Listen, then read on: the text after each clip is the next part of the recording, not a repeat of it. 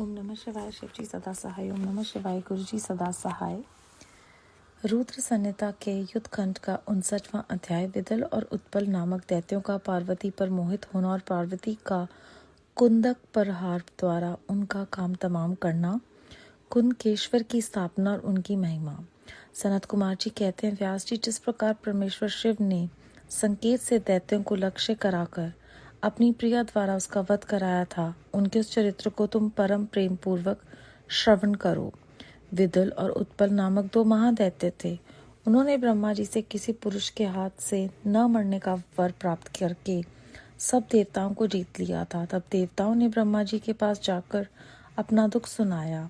उनकी कष्ट कहानी सुनकर ब्रह्मा ने उनसे कहा, तुम लोग शिवा सहित शिव का आदर पूर्वक स्मरण करके धैर्य धारण करो। वे दोनों दैत्य निश्चय ही देवी के हाथों मारे जाएंगे। शिवा सहित शिव परमेश्वर कल्याण करता और भक्त वत्सल हैं। वे शीघ्र ही तुम लोगों का कल्याण करेंगे। सनत कुमार जी कहते हैं, मुने, देवों से यूं कहकर ब्रह्मा जी शिव का स्मरण करते हुए मौन हो गए। तब देवगण भी आनंदित होकर अपने अपने धाम को लौट गए। एक समय नारद जी के द्वारा पार्वती के सौंदर्य की प्रशंसा सुनकर वे दोनों दैत्य उनका अपहरण करने की बात सोचने लगे और पार्वती जी जहाँ गेंद उछाल रही थी वहीं वे जाकर आकाश में विचरने लगे। वे दोनों घोर दुराचारी थे। उनका मन अत्यंत चंचल हो रहा था। वे गौणों का रूप धारण करके अंबिका के निकट आए। तब दुष्टों का संहार करने वाले शिव ने अवहेलना पूर्वक उनकी ओर देखकर उनके नेत्रों से प्रकट हुई चंचलता के कारण तुरंत उन्हें पहचान लिया। फिर तो सरस रूपी महादेव ने दुर्गति नाशिनी दुर्गा को कटाक्ष द्वारा सूचित कर दिया कि ये दोनों दैत्य हैं, गण नहीं। तात तब पार्वती अपने स्वामी महाकौतुकी परमेश्वर शंकर के उस नेत्र संकेत को समझ गई। तदनंतर सर्वज्ञ शिव की अर्धांगिनी पार्वती ने उस संकेत को समझकर उसी गेंद से एक साथ ही उन दोनों पर चोट की। तब महादेवी की गेंद से आहत होकर वे दोनों महाबली दुष्ट दैत्य चक्कर काटते हुए उसी प्रकार भूतल पर गिर पड़े जैसे वायु के झोंकों से चंचल होकर दो पके हुए ताड़ के फल अपनी रंठल से टूटकर गिर पड़ते हैं, अथवा जैसे वज्र के आघात से महागिरी के दो शिखर ढह जाते हैं। इस प्रकार अकार्य करने के लिए उद्यत उन दोनों महादैत्यों को धराशायी करके वे गेंद रिंग रूप में परिणत हो गया।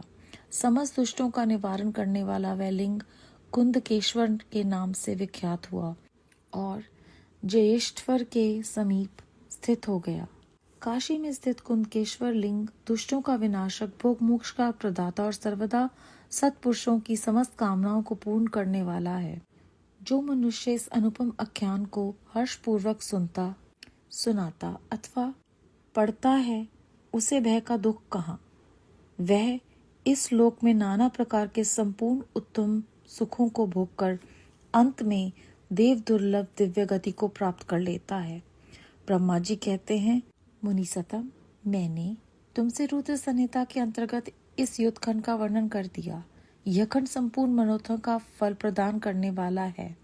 इस प्रकार मैंने पूरी की पूरी रुद्र संहिता का वर्णन कर दिया। यह शिव जी को सदा परम प्रिय है और भुक्ति मुक्ति रूप फल प्रदान करने वाली है। सूत जी कहते हैं, इस प्रकार शिवानुगामी ब्रह्मपुत्र नारद शंकर के उत्तम यश को तथा शिव शतनाम को सुनकर कृतार्थ हो गए। यूं मैंने संपूर्ण चरित्रों में प्रधान तथा कल्याणकारक ये ब्रह्मा और नारद का संवाद पूर्ण रूप से कह दिया। अब तुम्हारी और क्या सुनने की इच्छा है। अध्याय 59 समाप्त। रुद्र संहिता का युद्ध खंड संपूर्ण। रुद्र संहिता समाप्त।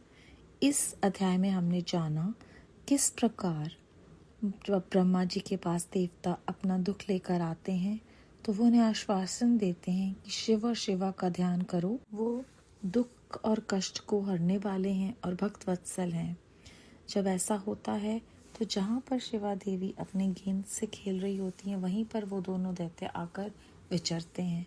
उनकी आंखों से उनकी चंचलता का पता चल जाता है महादेव जी को और वो अपने आंखों से संकेत देकर ही महादेवी जी को बता देते हैं कि ये गण नहीं है बल्कि दैत्य हैं।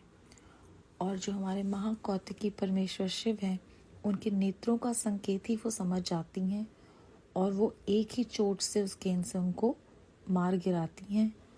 और उसके बाद वो गेंद जो है वो यहाँ पर कुंदकेश्वर नाम से विख्यात होकर एक लिंग के रूप में स्थित हो जाती है। कहते हैं कि जो भी ये अध्याय सुनता है या सुनाता है, पढ़ता है, उसे कभी भय नहीं होता और उसे उत्तम सुख मिलते हैं। इस अध्याय में हमने सूक्ष्म रूप से जाना कि जब उन दैत्यों ने ये प्रण ले लिया कि कोई भी पुरुष उन्हें नहीं मार सकता, लेकिन काल जो है वो अचल है, अडिग है, तो महादेवी जी उनका काल के रूप में आती हैं। इसके उपरांत वो नैनों के संकेत से ही महादेव जी का इशारा समझ जाती हैं। भाव शब्दों की भी जरूरत नहीं पड़ती समझने के लिए, वो परमात्मा लीला पूर्वक सब कुछ समझा देते हैं माता जी को। और इस प्रकार ये रुद्र संहिता की समाप्ति है और शिव जी को ये परम प्रिय है।